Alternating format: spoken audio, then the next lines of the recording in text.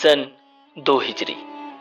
ناظرین، مدینہ میں اسلام تیزی سے پھیلنے لگا اور مسلمانوں کی چھوٹی سی باقاعدہ ریاست قائم ہو گئی۔ یہ بات قریش کے لیے ناقابل برداشت تھی۔ وہ دن رات یہ منصوبے بنا رہے تھے کہ کس طرح مدینہ کی اس نئی حکومت کا خاتمہ کر دیا جائے۔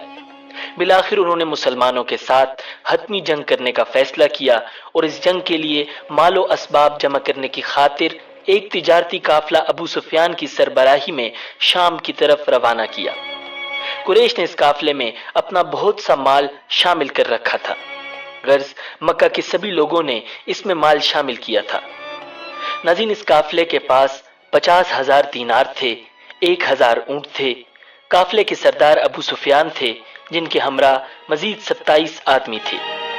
نبی اکرم صلی اللہ علیہ وسلم کو جب قریش کے اس تجارتی قافلے کا علم ہوا تو آپ صلی اللہ علیہ وسلم صحابہ کی ایک جماعت کو ساتھ لے کر اس قافلے کو روکنے کی غرض سے گئے۔ روایات کے مطابق آپ صلی اللہ علیہ وسلم کے ساتھ تقریباً 150 کے قریب صحابہ کرام تھے۔ مدینہ منورہ سے روانہ ہو کر حضور اکرم صلی اللہ علیہ وآلہ وسلم عشیرہ کے مقام تک پہنچے۔ وہاں پہنچ کر آپ صلی اللہ علیہ وسلم کو معلوم ہوا کہ قافلہ وہاں سے گزر کر شام کی طرف جا چکا ہے۔ چنانچہ حضور صلی اللہ علیہ وسلم پھر جنگ کے بغیر واپس تشریف لے آئے۔ ناظرین، چند ماہ بعد نبی اکرم صلی اللہ علیہ وسلم کو اسی قافلے کی واپسی کی اطلاع ملی۔ چونکہ آپ صلی اللہ علیہ وسلم کو معلوم تھا کہ اس سامان تجارت کا منافع مسلمانوں کے خلاف استعمال ہوگا، تو آپ صلی اللہ علیہ وسلم نے صحابہ کرام رضی اللہ تعالی عنہم کو حکم دیا، قریش کا تجارتی قافلہ آ رہا ہے، اس میں ان کا مال و دولت ہے، تم اس پر حملہ کرنے کے لیے بڑھو، ممکن ہے اللہ تمہیں اس سے فائدہ دے۔ ناظرین، ادھر اس قافلے کے سردار ابو سفیان تھے۔ یہ قریش کے بھی سردار تھے۔ ان کی عادت تھی کہ جب ان کا قافلہ حجاز کی سرزمین پر پہنچتا تو جاسوسوں کو بھیج کر راستے کی خبریں معلوم کر لیتے تھے۔ انہیں آپ صلی اللہ علیہ وسلم کا خوف بھی تھا، چنانچہ ان کے جاسوس نے بتایا کہ نبی اکرم صلی اللہ علیہ وسلم اس تجارتی قافلے کو گھیرنے کے لیے روانہ ہو چکے ہیں۔ یہ سن کر ابو سفیان خوف زدہ ہو گئے۔ انہوں نے ایک شخص کو مکہ کی طرف روانہ کیا۔ 3 دن بعد وہ شخص اونٹ پر سوار مکہ میں داخل ہوا جسے ابو سفیان نے بھیجا تھا۔ وہ مکہ کی وادی کے درمیان میں پہنچ کر اونٹ پر کھڑا ہو گیا اور پکارا، اے قریش، اپنے تجارتی قافلے کی خبر لو، تمہارا جو مال و دولت ابو سفیان لے کر آ رہے ہیں اس پر محمد صلی اللہ علیہ وسلم حملہ کرنے والے ہیں، جلدی مدد کو پہنچو۔ ناظرین، اس تجارتی قافلے میں سارے قریشیوں کا مال لگا ہوا تھا، چنانچہ سب کے سب جنگ کی تیاری کرنے لگے۔ جو مالدار تھے انہوں نے غریبوں کی مدد کی تاکہ زیادہ سے زیادہ افراد جنگ کے لیے جائیں۔ جو بڑے سردار تھے وہ لوگوں کو جنگ پر ابھارنے لگے۔ ایک سردار سہیل بن عمر نے اپنی تقریر میں کہا، اے قریشیو، کیا یہ بات تم برداشت کر لو گے کہ محمد اور ان کے بے دین ساتھی تمہارے مال اور دولت پر قبضہ کر لیں؟ لہٰذا جنگ کے لیے نکلو، جس کے پاس مال کم ہو اس کے لیے میرا مال حاضر ہے۔ اس طرح سب سردار تیار ہوئے، لیکن ابو لہب نے کوئی تیاری نہ کی۔ وہ نہایت ہی خوف زدہ ہو چکا تھا۔ وہ خود نہیں گیا، اس نے اپنی جگہ عاص بن ہشام کو 4,000 درہم دے کر جنگ کے لیے تیار کیا، یعنی وہ اس کی طرف سے چلا جائے۔ ناظرین، ادھر خوب تیاریاں ہو رہی تھیں، ادھر نبی اکرم صلی اللہ علیہ وسلم مدینہ منورہ سے روانہ ہوئے۔ مدینہ سے باہر بئر عتبہ نامی کنویں کے پاس لشکر کو پڑاؤ کا حکم فرمایا۔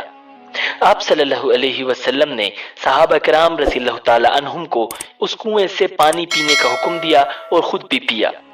یہیں آپ صلی اللہ علیہ وسلم نے حکم فرمایا، مسلمانوں کو گن لیا جائے۔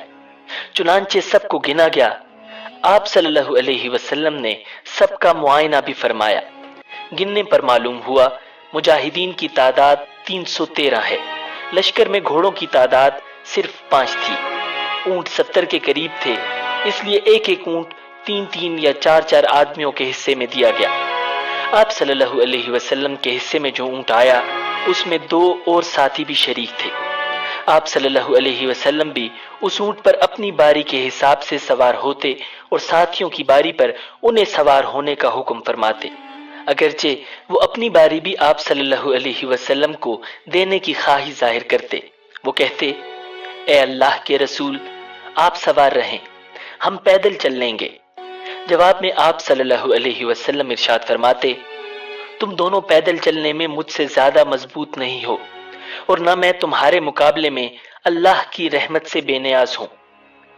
ناظرین، اس غزوے کے موقع پر نبی اکرم صلی اللہ علیہ وسلم نے حضرت عثمان رضی اللہ تعالی عنہ کو مدینہ منورہ ہی میں ٹھہرنے کا حکم فرمایا۔ اس کی وجہ یہ تھی کہ ان کی زوجہ محترمہ اور آپ صلی اللہ علیہ وسلم کی بیٹی سیدہ رقیہ رضی اللہ تعالی عنہا بیمار تھیں۔ آپ صلی اللہ علیہ وسلم نے حضرت عثمان رضی اللہ تعالی عنہ سے فرمایا، تمہیں یہاں ٹھہرنے کا بھی اجر ملے گا اور جہاد کرنے کا اجر بھی ملے گا۔ اس موقع پر آپ صلی اللہ علیہ وسلم نے مدینہ منورہ میں حضرت ابو لبابہ رضی اللہ تعالی عنہ کو اپنا قائم مقام بنایا۔ طلحہ بن عبید اور سعید بن زید رضی اللہ تعالی عنہما کو جاسوسی کی ذمہ داری سونپی تاکہ یہ دونوں لشکر سے آگے جا کر قریش کے تجارتی قافلے کی خبر لائیں۔ ناظرین، نبی اکرم صلی اللہ علیہ وسلم نے انہیں مدینہ منورہ ہی سے روانہ فرما دیا تھا۔ روحا کے مقام سے اسلامی لشکر آگے روانہ ہوا۔ ارک زبیہ کے مقام پر ایک دیہاتی ملا، اس سے دشمن کے بارے میں کچھ معلوم نہ ہو سکا۔ اب لشکر پھر آگے بڑھا۔ اس طرح اسلامی لشکر زفران کی وادی تک پہنچ گیا۔ اس جگہ آپ صلی اللہ علیہ وسلم کو اطلاع ملی کہ قریش مکہ ایک لشکر لے کر اپنے قافلے کو بچانے کے لیے مکہ سے کوچ کر چکے ہیں۔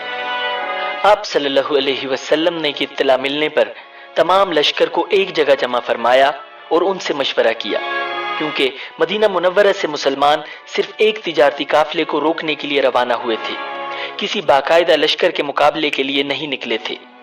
اس پر صحابہ کرام رضی اللہ تعالی عنہم نے باری باری اپنی رائے دی۔ حضرت مقداد رضی اللہ تعالی عنہ نے عرض کیا، اے اللہ کے رسول، آپ کو اللہ تعالیٰ نے حکم فرمایا ہے، اس کے مطابق عمل فرمائیے، ہم آپ کے ساتھ ہیں۔ اللہ کی قسم، ہم اس طرح نہیں کہیں گے جس طرح موسیٰ علیہ السلام کو بنی اسرائیل نے کہا تھا کہ آپ اور آپ کا رب جا کر لڑ لیجئے، ہم تو یہیں بیٹھے رہیں گے، بلکہ ہم تو یہ کہتے ہیں کہ ہم آپ کے ساتھ ہیں، ہم آپ کے آگے پیچھے اور دائیں بائیں لڑیں گے، آخری دم تک لڑیں گے۔ حضرت مقداد رضی اللہ تعالی عنہ کی تقریر سن کر آپ صلی اللہ علیہ وسلم کا چہرہ خوشی سے دمکنے لگا۔ آپ صلی اللہ علیہ وسلم مسکرانے لگے۔ حضرت مقداد رضی اللہ تعالی عنہ کو دعا دی۔ ناظرین، حضرت ابوبکر صدیق اور حضرت عمر رضی اللہ تعالی عنہما نے بھی تقاریر کی۔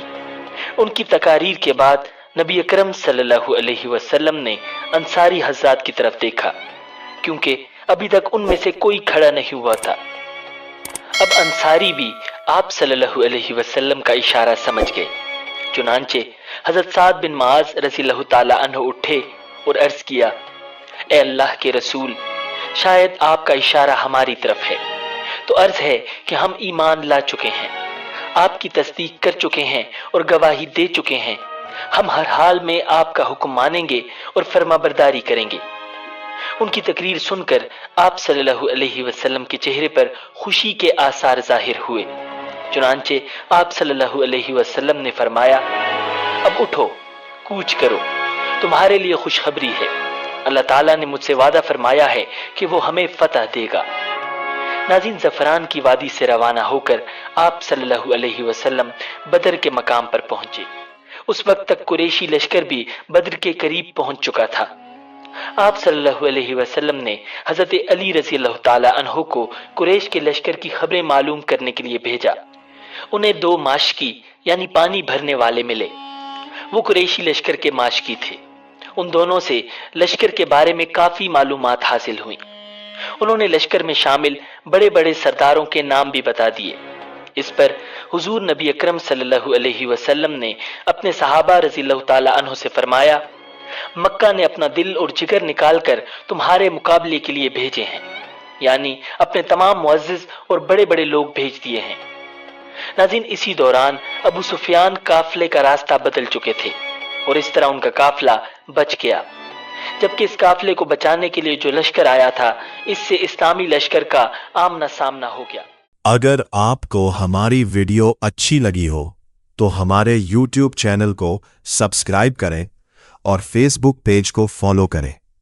ہمارے چینل اور فیس بک پیج کا نام MDS ورلڈ اسٹوڈیو ہے۔